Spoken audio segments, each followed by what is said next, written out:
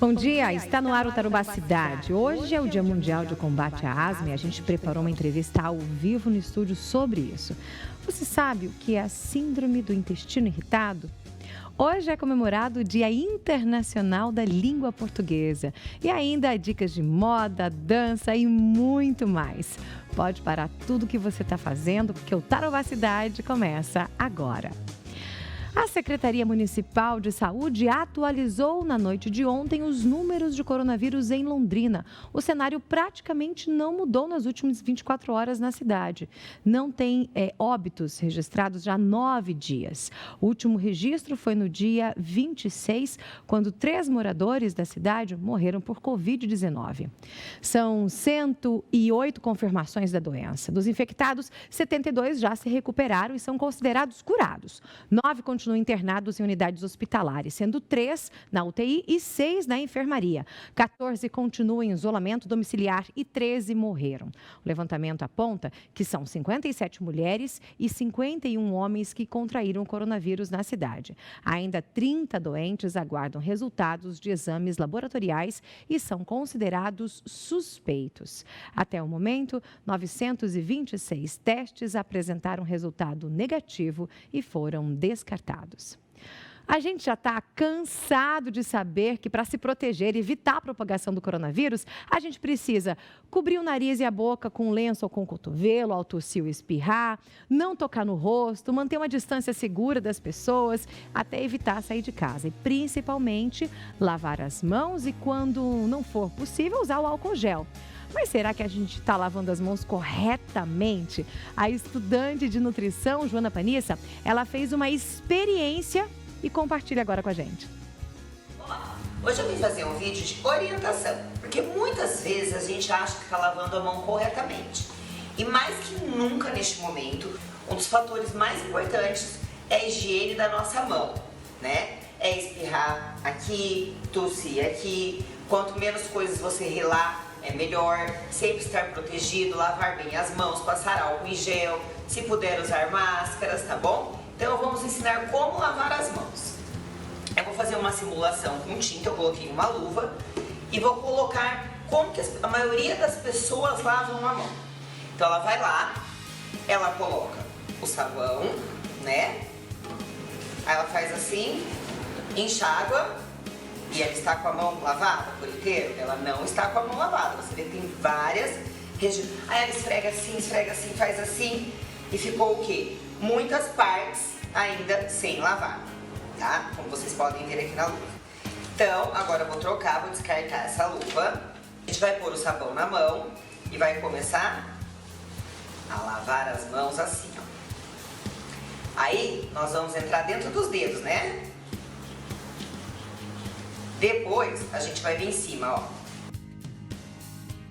O dedão, o outro dedão, as pontinhas das nossas unhas, a outra pontinha das nossas unhas e o nosso pulso. E aí sim, nós lavamos por completo, sem deixar nada branquinho, tirando todas as impurezas e sujeiras das nossas mãos. Então fica aí a dica de como lavar essas mãos corretamente. Tenha paciência, vamos tirar tudo. Nada melhor do que uma água e sabão pra gente combater isso que tá fazendo a gente ficar tão triste em casa e longe de quem a gente ama, tá bom? Uma super dica pra vocês, espero que tenham gostado. Obrigada, Joana, a gente adorou. Vou tentar fazer isso lá em casa com o Benjamin. O Dia Mundial de Combate à Asma é celebrado anualmente na primeira terça-feira do mês de maio. Segundo estimativas da OMS, a doença atinge cerca de 235 milhões de pessoas em todo o planeta. No Brasil, 20% das crianças e adolescentes têm asma. Estudos apontam que a asma é responsável pela morte de 2 milhões de pessoas no mundo. E agora, com o coronavírus, o fator é ainda mais preocupante. O médico pneumologista, Dr. Cláudio Rezende Neto, está aqui para nos orientar e tirar suas dúvidas. Você pode enviar sua pergunta para a gente via WhatsApp pelo 3315-1313. Doutor, bom dia, é um prazer recebê-lo novamente aqui. Bom dia, Sara, prazer é meu. Afinal, quando a gente fala de asma, para quem não conhece, para quem não tem gente na família que teve asma e tudo mais, fala assim, é aquele negócio que você usa bombinha, que você fica meio ofegante quando você corre.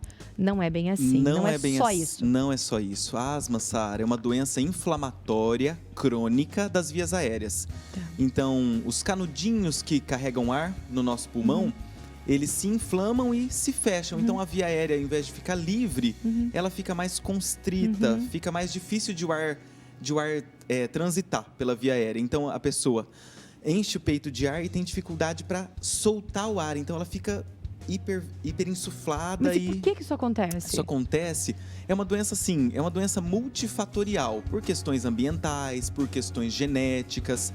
Algumas pessoas nascem com isso e outras pessoas desenvolvem ao longo da vida. O que pode desencadear isso para a pessoa desenvolver asma? Então, depende. A gente fala muito de bronquite, né? A bronquite, que é a inflamação do bronco, ela pode ser aguda ou crônica, né? A crônica é a asma. Que a gente chama de bronquite asmática. Bronquite asmática também. A aguda pode ser uma infecção viral, uma infecção bacteriana. E a asma é essa doença que a pessoa já nasce com a predisposição genética e a partir dos gatilhos ambientais, ela vai acabar inflamando e constringindo a via aérea, tendo essa dificuldade para respirar. Acontece que alguns gatilhos são muito comuns e a gente precisa se precaver para que a pessoa que já tem essa facilidade de se inflamar, de inflamar o pulmão, ela não inflame.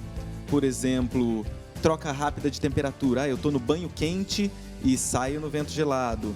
Se você já tem essa predisposição genética, se você já tem uma história de bronquite na infância, você pode desenvolver uma broncoconstrição, uma crise aguda.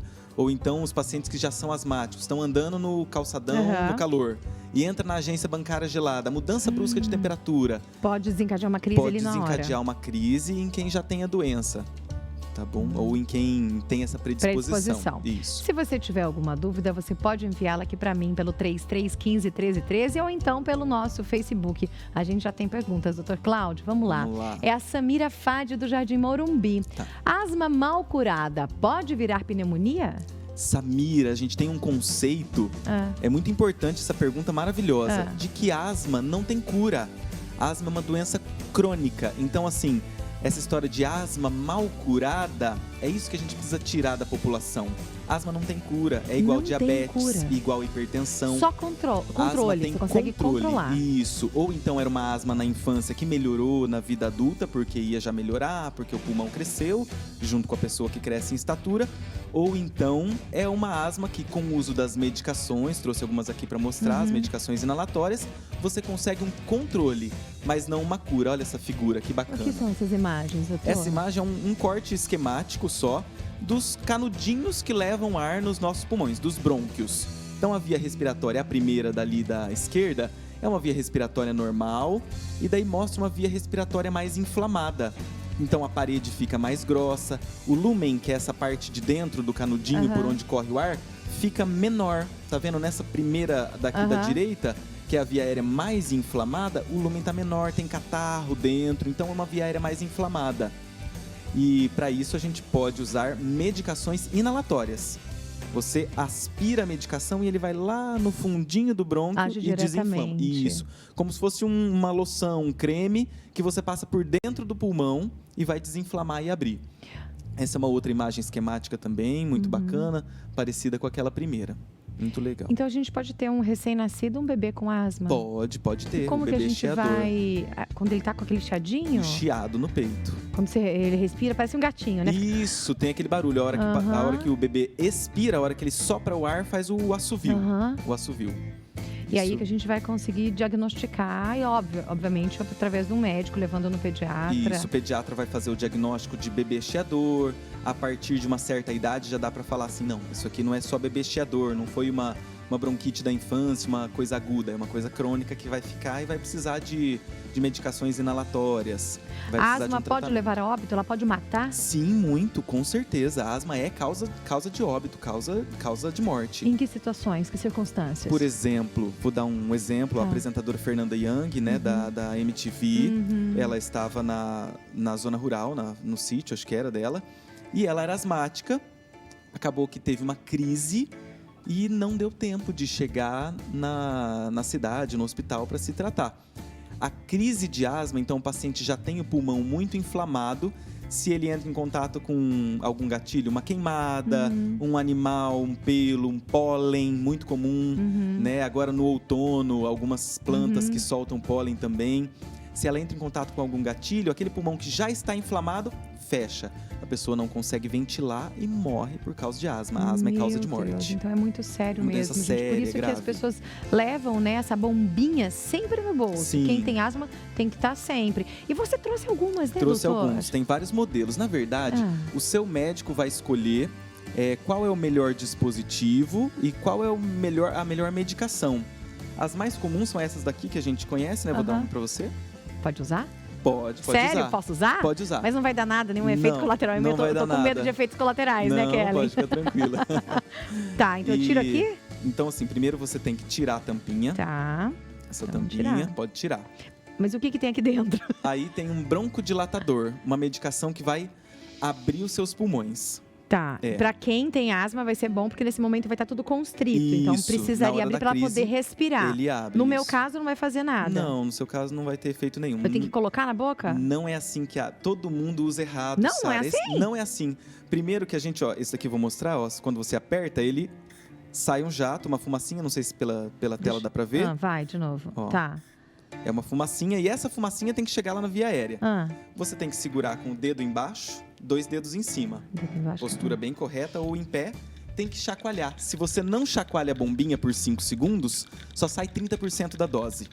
Então tem muita gente que fala assim, minha bombinha não funciona. Você não tá chacoalhando. Não chacoalhou ou não usou com a técnica correta. Tá, e daí? Precisa, ó, vou usar então. Você Tá. precisa soltar todo o ar do pulmão, colocar o aparelho na boca, apertar, sugar e segurar 10 segundos. É complicado, vamos lá. Peraí, vai. Solta todo o ar.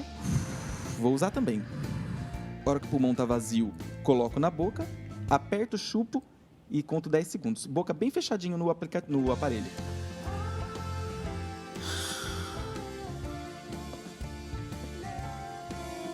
E segura até 10. Tá, peraí, vou tentar soltar. então. Vai lá, Sara. Chacoalhei.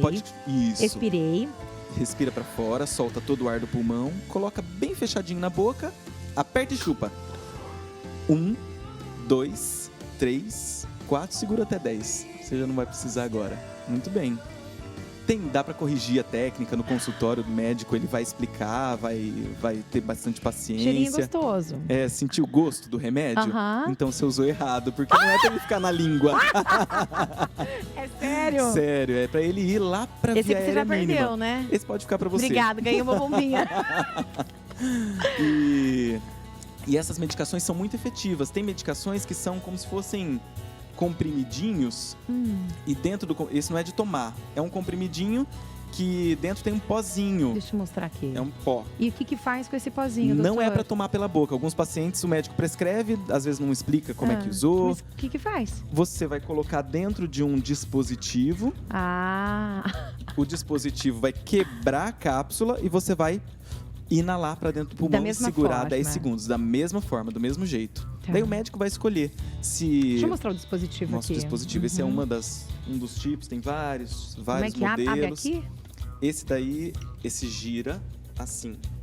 Não, abre pra mim. Esse assim. Ah, Aí. tá. Então você abriu aqui. Olha só que ele tem um lugarzinho. Você colocaria ele aqui dentro. E a hora que você fechar, ele vai quebrar, vai liberar esse pozinho pra você aspirar. Entendi. Esse é outro modelo Tá. também, bem comum. A gente tá aqui brincando, mas asma é uma coisa muito séria. sério. São muitas medicações. Dentro de um dispositivo desse de spray, tem alguns que tem dois medicamentos dentro de um spray. Tem 3 medicamentos dentro de um spray. Esse que eu trouxe pra você tem um só medicamento dentro do spray. E não vai Não vai ter me dar efeito. taquicardia, Não nada vai. dessas coisas. Não. Bombinha não vicia. Não vicia. O que vicia é crack, cocaína. Bombinha não.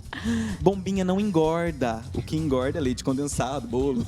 Ah, daí a gente A bombinha, conhece pelo bem. contrário, a bombinha emagrece. Quando você tem uma indicação, bombinha emagrece. Não vai falar isso, doutor. Vai todo mundo sair correndo pra comprar bombinha. Não é bem assim. Se você tem uma indicação de uso, se você tem uma asma, bronquite, A bombinha ela vai abrir e desinflamar o seu pulmão. Você vai respirar melhor, dormir melhor. Quem dorme melhor tem menos fome durante o dia, tem mais pique para fazer atividade física. Normalmente os pacientes que começam o tratamento da asma, eles perdem peso. Nossa, mas gente, isso aqui é para quem realmente precisa, Isso, tá? Isso sob é importante prescrição a gente médica. dizer. Doutor, obrigada. Foi super importante, acho que super importante mostrar, dizer. Eu mesma tinha, né? Não entendia exatamente. Falava, mas pra que isso daqui? Só porque eu tô correndo, fica ofegante. Não, gente, leva morte. É muito sério mesmo, é uma coisa muito séria. Ainda mais nesse tempo agora de coronavírus, que eu acho que quem tem asma acaba ficando até um pouco mais assustado com isso tudo, né? Sim, a gente tem que se proteger, se precaver. E quem tem asma ou bronquite tem que se controlar para não agudizar, tem que estar com as medicações otimizadas. E não pode fazer nada para piorar. E se você não tem doença do pulmão, não pode fazer a brincadeira da farinha. Não pode. Gente, tá correndo na internet esse challenge, né? Brincadeira da farinha, sabe? Que você coloca o travesseiro e vai farinha. Muito engraçado. É super legal, brinquem. Mas quem tem asma, não. Não. E se você tem rinite, bronquite ou já teve alguma vez, não é legal também. Você pode virar a população de risco nessa epidemia de coronavírus. Por causa de uma brincadeira. Por causa de uma brincadeira.